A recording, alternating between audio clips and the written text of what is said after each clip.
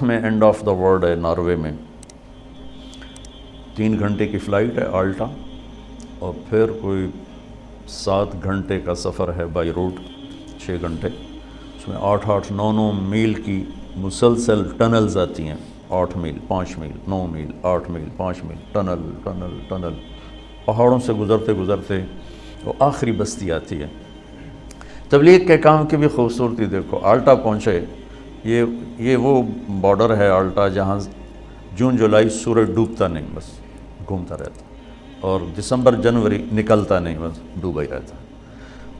ہم جب وہاں پہنچے تو تبلیغ کا کام وہاں بھی چل رہا تھا، اور سبحان اللہ انہوں نے ہمارا استقبال کیا، اور وہ دن تھے بہت زیادہ مصروف، تو پورے شہر میں ایک ٹیکسی نہیں ملی، تو انہوں نے ہمیں اپنی گاڑیاں دی کہ آپ ہماری گاڑیاں لے جائیں، کل آ جائیں، سب ادھر ہی جاتے ہیں۔ تو جب میں وہاں پہنچا، اس سے پہلے ایک بستی ہے 1 گھنٹہ پہلے ڈرائیو یا پونا گھنٹہ، وہاں پہنچا تو وہاں بھی 10 مسلمان ملے، اور پہلا جو ملا اس نے تبلیغ میں 10 دن لگائے ہوئے تھے، اسی نے ہمارے ہوٹل کا انتظام کیا، اور پھر وہ ہمارا گائیڈ بن کے گیا۔ تو جب ہم قریب پہنچے تو دھند چھا گئی، یہ جو ہمارے یہاں سردی میں آتی، ہر شہر بند۔ میں کہا یا اللہ ایڈا تھکتے آیا تے اگو آئے بلاں گل چھڈی، مہربانی کر 2 منٹ انہوں گھروں پرا کر، میں ویکھاں تو صحیح، میں تو آیا ہی ویکھن واسطے۔ خیر وہ پتہ نہیں کوئی قبولیت کی گاڑی تھی، وہ ایک ریلا آیا بڑا خوفناک قسم، گزر گیا، پھر چمک۔ تو جب میں وہاں سے نکلا ہوں اور سمندر کے کنارے پہنچا ہوں، تو وہاں میری زبان سے نکلا اللہ اکبر، جو میں نے ابھی کہا بلا وہو الخلاق العلیم، کیا زبردست ہے بنانے والا۔ میں تمہیں انیس دی مسجد کے میں تھوڑی وہ کیفیت بنا، میں تو وہاں پہنچا ہوں، لیکن آپ میری کیفیت سے اندازہ لگا رہے ہوں گے کہ میں نے کیا دیکھا۔ اور میرا اللہ کہتا ہے تو مچھر دا پر ہے، تو میں ایویں ہی بنا چھڑی، مچھر دا پر لا تساوی جناح بعوض، یہ تو مچھر دا پر بھی نہیں، تسی آؤ تو صحیح، میں اگا بنایا کی ہے تھوڑے واسطے۔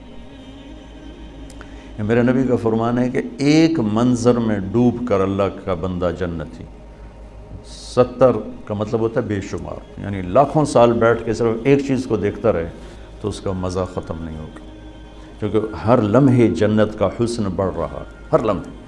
اس مسجد کو ایک حد تک خوبصورت بناؤ گے، آگے ختم، ہر حسن یہاں ایک جگہ پر آ کے سٹاپ کر دیتا ہے، آگے نہیں بڑھتا ہے، تو لہٰذا آنکھ دیکھتے دیکھتے دیکھتے پھر تھک جاتی ہے، پھر کسی اور کو دیکھنا چاہتی۔ وہ جنت میں کیا ہے، ایک گھاس کا تنکا بھی ہے نا، آپ اس کو دیکھیں گے نا، ہر لمحے اس کا حسن بڑھتا جا رہا ہے، بڑھتا جا رہا ہے، لہٰذا کسی شے سے کسی وقت دل نہیں بھرے گا۔ تو وہاں میں نے اذان دی، 4 اگست کو وہاں سورج ڈوبتا ہے، وہ کوئی 20-25 منٹ کی رات ہوتی ہے۔ تو زندگی میں مسافر زور اثر کٹھی پڑتا ہے، شریعت کا مسئلہ ہے، مغرب عشاء کٹھی پڑتا ہے، لیکن 3 نمازاں کٹھی تو کوئی شریعت بھی کوئی نہیں۔ لیکن اس دن ہمارے ساتھ اللہ نے یہ معاملہ کیا کہ میں نے مغرب کی اذان دی، سرد ہوا تھی، ٹیمپریچر 1-2 ہوگا زیادہ سے زیادہ، اگست کا مہینہ تھا، لیکن وہ جو وہاں خاموش ہیبت ناک سمندر، اور وہ دنیا کا کنارہ نارتھ میں جا کے آخر، اور اس پر انہوں نے گلوب بھی بنایا ہوا تھا دنیا کے اشارے کے لیے کہ یہ آخری جگہ ہے، اوپر پھر نارتھ پول آ جاتا ہے، دیکھو گے تو تم کہو گے اللہ اکبر۔ اوہ جو میں نے کہا نا اللہ اکبر اللہ اکبر، میں نے اذان دی، اس دن میں نے پتہ لگا کہ اللہ اکبر ہوندہ کی ہے، ایسے تو سپیکر منہ دیتا تو شروع ہو گئی۔ جب میرے سامنے اللہ کی قدرت کھلی ہوئی تھی، اس کی ہیبت کھلی ہوئی تھی، اس کی شہنشاہی بادشاہی کا جلال تھا، اور میں اس کو دیکھ کے کہہ رہا تھا اللہ اکبر۔ زندگی گزر گئی اذانیں دیتے، وہ پہلی تھی آخری اذان ہے، ایسی اذان دل بھی کہہ رہا تھا اشہد ان لا الہ الا اللہ، زبان بھی کہہ رہی تھی اشہد ان لا الہ۔ پھر ہم دوڑ کے پیچھے بنائے ہوئے تھے چھوٹے چھوٹے ہوٹلز تھے چائے کافی کے لیے، اور ایک ہال تھا جس میں ٹورسٹ آ کے بیٹھ جاتے تھے۔ تب ہمارے پاس 20 منٹ تھے، اس میں ہم نے مغرب بھی پڑھنی تھی، عشاء بھی پڑھنی تھی، فجر بھی پڑھنی تھی، رات ہی 20 منٹ دی ایسے۔ تو اذان دی، بھاگے بھاگے آئے کمپا۔ اچھا وہاں جا کے مجھے پتہ چلا کہ اللہ نے ہمیں چاند کا کیلنڈر کیوں دیا. مجھے خیال آتا تھا کہ ہر باری رولا پہ آتا ہے عید والا پٹھانا نو ایک دن پہلے نظر آ جاتا سانو ایک دن بعد یورپ دو تر عیداں سورج والا کام ہوتا تو ہر شے فکس. اچھا میں الٹا پہنچا ہوں, مجھے پتہ چلا کہ یہاں سسٹم بریک ہو جاتا ہے. تھوڑا آ گیا کچھ, یہ تم باہر کرواتے کھلی جگہ.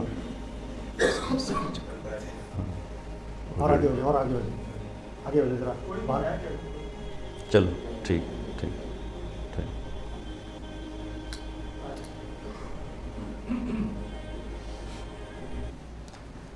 خیال آتا تھا کہ ہمارا جو کیلنڈر ہے یہ ہر سال ہی عید مشکل مصیبت بنی ہوتی. اچھا وہاں جب میں پہنچا ہوں تو وہ سورج ایسے گھومتا رہتا اوپر ایسے. اچھا خیال نہیں آیا. جب نماز کا خیال ہے کہ نماز پڑھنی تو اب رات ہے دن ہے, تو میری نظر پڑی چاند پر.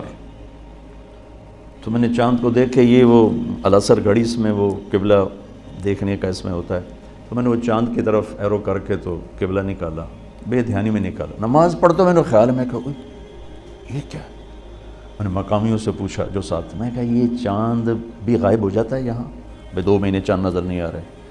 میں نے کہا نہیں جی یہ نہیں غائب ہوتا, سورج کا سسٹم بریک ہو جاتا ہے, چاند کا سسٹم بریک نہیں ہوتا.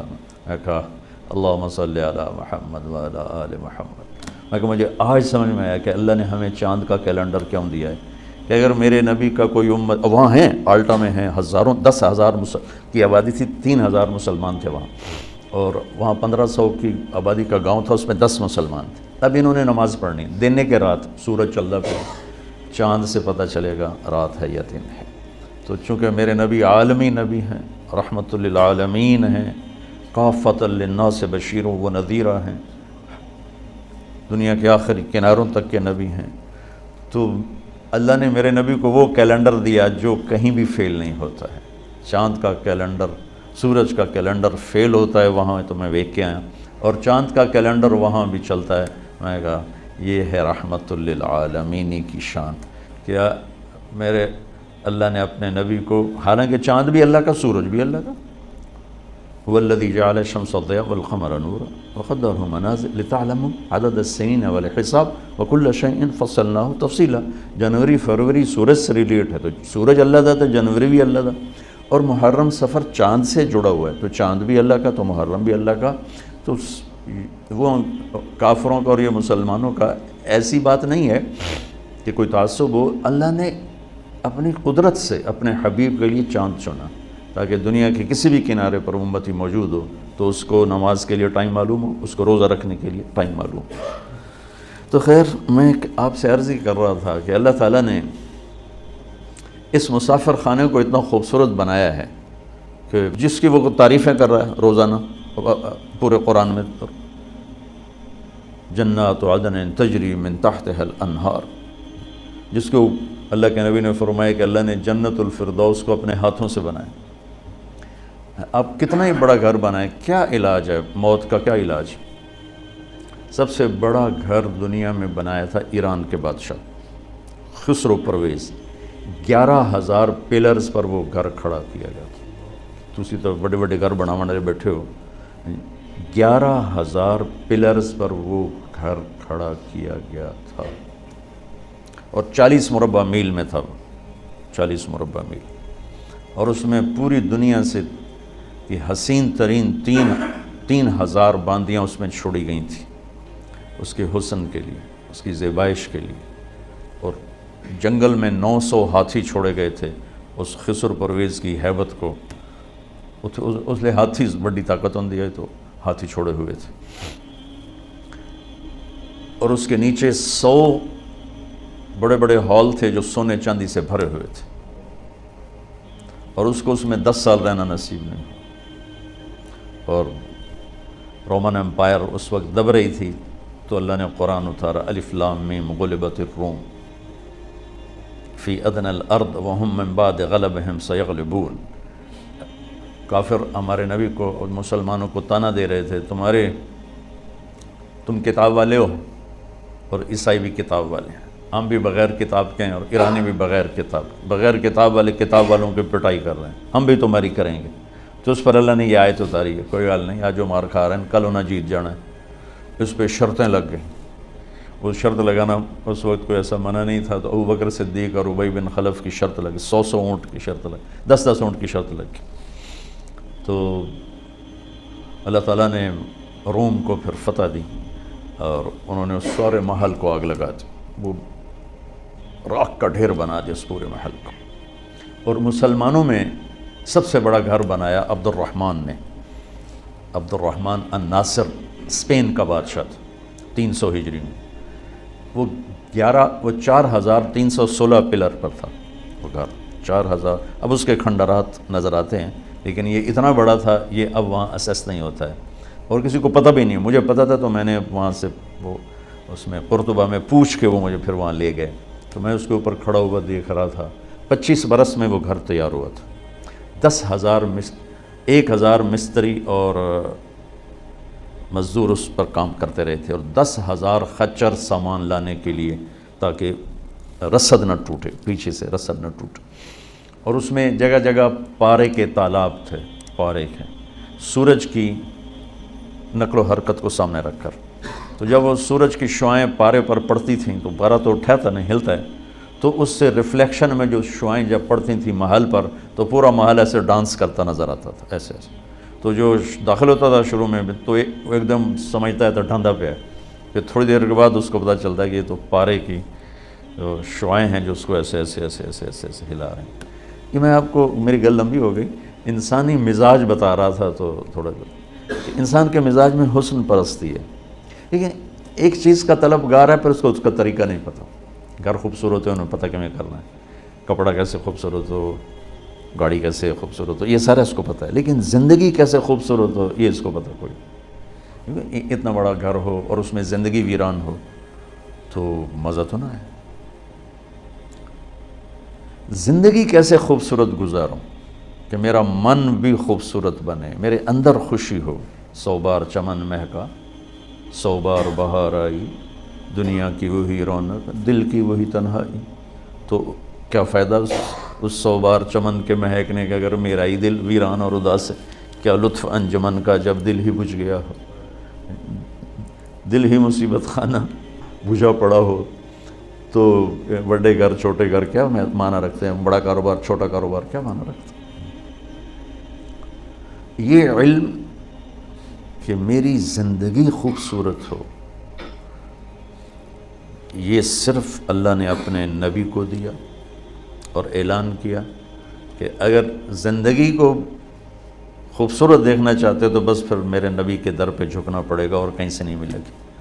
یہ علم بھی یہاں سے ملے گا، یہ سرمایہ بھی یہاں سے ملے گا، اور یہ طریقہ بھی یہاں سے ملے گا، راستہ بھی یہاں سے ملے گا، باقی سارا اندھیرا ہے۔